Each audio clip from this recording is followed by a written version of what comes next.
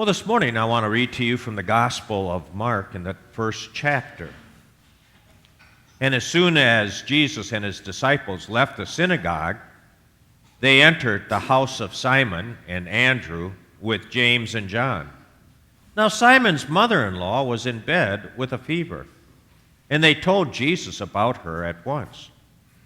Jesus came and took her by hand and lifted her up. Then the fever left her, and she began to serve them. Now that evening at sundown, they brought to him all who were sick and possessed with demons. And the whole city was gathered around the door, and he cured many who were sick with various diseases, and he cast out many demons. And he would not permit the demons to speak, because they knew him. In early morning, while it was still very dark, Jesus got up and went out to a deserted place, and there he prayed. And Simon and his companions hunted for Jesus. And when they found him, they said to him, "Everyone is searching for you." Jesus answered, "Let us go on to the neighboring communities, so that I may proclaim the message there also.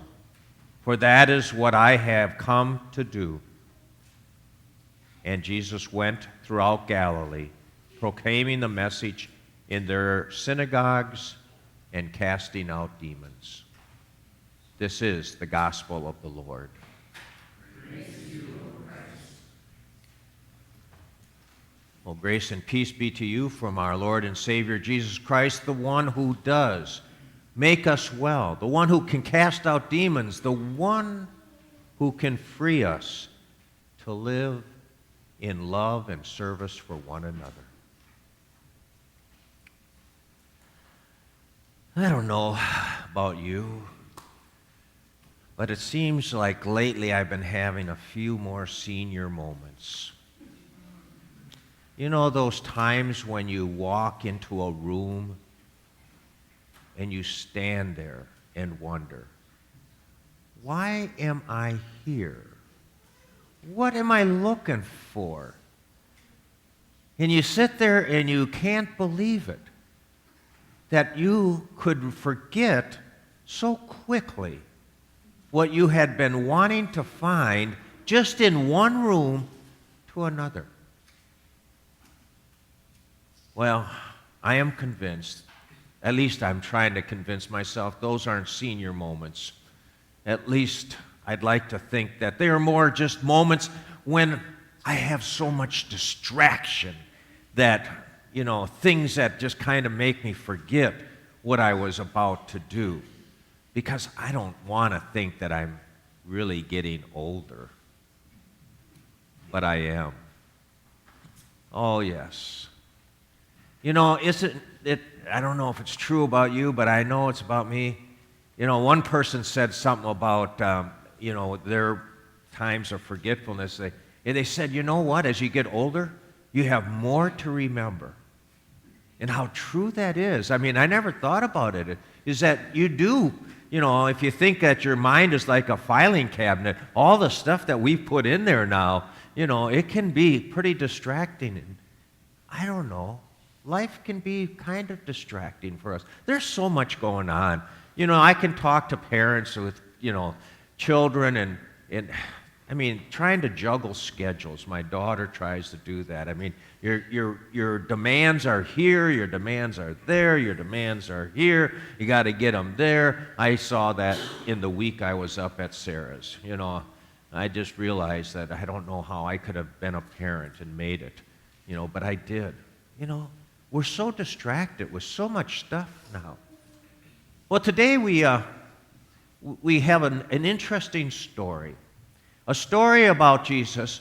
He had just been in the synagogue, and there he had been teaching with authority that we had talked about last week. How the people were so amazed that Jesus was teaching in a new way, not in the way that the scribes or the Pharisees had been teaching the people, but in this way that seemed to have a new sense of an authority that the people were astounded at him. and they were amazed. And then not only that, we talked about how in that gathering of the people there was a man who was possessed by a demon. And in the midst of Jesus' gathering in that synagogue, he cast out the demon. You know, that had to be an amazing thing. I mean, can you imagine that one of you would stand up possessed, you know, and then come up here and all of a sudden, you know, Jesus would have been here and healed you? I mean, everyone would be talking about it. I mean, you would have to go and talk about it, you know, how someone was healed in the midst of our service. You probably remember those times on TV, the healing services, maybe. You know, that's right, I'm getting older again. Back, you know, where people would come up front and be healed. And, you know, you would talk about it. You were amazed at it. And so, too, were the disciples. Well, the story begins now where we're at, is that Simon says to Jesus, you know, like, hey, want to come on over for lunch or supper, whatever it might have been? You know, and he gets to the house. And what do they discover? Simon's mother-in-law is in bed sick. And so they told Jesus, and Jesus is with his compassion and care and concern like he has, goes and heals the mother-in-law from that fever. And did you get that, what she did when she first got up? The first thing she does is what? She goes and serves. You know, she goes out to the kitchen and starts mixing up dinner, I'm sure. Here she's been laying in bed with the fever, sick, and all I could think of is, you know, a woman's work is never done. Isn't it true? You know, isn't that how it is? That I remember when when I was married with, and Jean would always tell me, why is it that when I'm sick, I always have to keep doing stuff, and when you're sick, you can whine? You know, it just seems to be that way. Mothers seem to have to do everything, you know, and not that guy, you know, that dads and guys, but it just seems that way. But here's this mother-in-law who gets up to serve, and she does a wonderful job of doing this. And that's all we hear. That's it. She serves. And then, after probably eating the supper or whatever it was, then we hear this next part of the story. See, all the attention that Jesus was drawing to himself, all the people came to the house of Simon. And all they were wanting is to get cured, get made well, to have the demons cast out, and anything else that was bothering them. And I get this vision, you know, is it's outside the door. Here's all these people from the whole city. I mean, it wasn't just their neighbors. It was the whole city. And all these people are asking Jesus, and what's he doing? He's curing many and casting out demons. And the people are still amazed. And I can imagine the disciples, these new take-on followers, you know, wow, this guy's good. You know, we could probably really have something going here. And I'm sure glad that I got out of the boat and joined up. And they're just thinking, wow, this is neat. This is the one we've been waiting for. And then the story has us this, that Jesus, in the early morning, gets up and goes to the deserted place to pray. Now, if you recall in all the Bible of the stories of Jesus, one of the things he does so much is what? Pray. He usually has to get away to pray. And I got thinking about this whole story and scenario, and I thought about it with the sense of ego. You know, Jesus could have had his ego built up so much. You know, all the fame that was coming, everyone was hearing about him and was starting to come to him. I mean, it could have been easy for Jesus to say, I'm pretty good, aren't I? You know, you want to see something a little better? You know, and what we find is that the disciples, you know, their egos are going way out. You know, sure glad we're hooked up with him. You know, this is pretty good, you know. And we know that within the story of the disciples with Jesus, they started to think about, Wonder what our position will be. They could see themselves in this kind of fame too, like, well, yeah, we're followers of Jesus, aren't we pretty good? We're doing this. And you could see their heads are getting bigger, right? Well, here in the story, what's interesting is Jesus is out praying. And Simon and his companions, the other ones that came with them, woke up and they said, well, where is Jesus? And so they go hunting for him and they find out, and what is the thing that they said? Where are you? Everyone's looking for you. See, they think that they can, kind of, sell Jesus off to others. Like, hey, Jesus, there's a lot more people. We got more work to do. They could have probably been a good political campaign manager. Like, we got you going on this thing. We got to get going. You got work to do. But what they didn't understand was this, that Jesus always had his ego intact, in check. Ego. This is where I want you to think about it. If you look at ego in this way, your ego is, I forgot it. I wrote it down too. I've been trying to think. That's it. Ego. Edging God out. Isn't that really what I never saw? I read that, and isn't that what happens when we get our ego kind of going?